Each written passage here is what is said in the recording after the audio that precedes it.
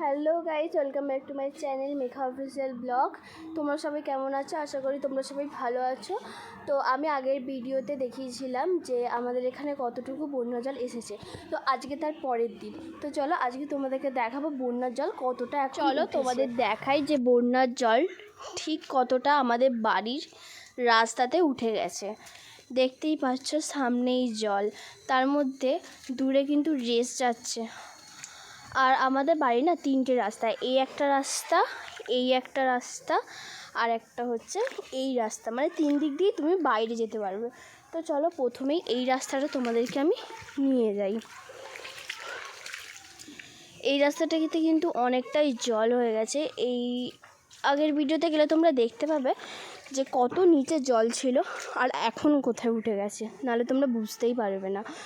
তো দেখতে পাচ্ছ এক্সপ্রেসে গেলে আমি ডুবে যাব, তাই আমি দূর থেকেই দেখাচ্ছি কতটা জল আছে।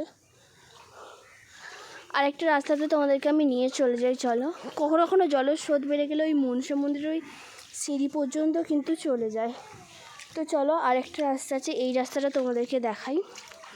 এই রাস্তাতেও কিন্তু অত্যাধিক মাত্রায় জল বেড়ে গেছে। এই রাস্তাটা এত জল যে একটা মানুষের পুরো বুক পর্যন্ত পুরো জল কিন্তু আরামসে হয়ে যাচ্ছে। কেউ বাচ্চারা তো ডুবেই যাবে, বাচ্চাদের কথা ছাড়াই যাক।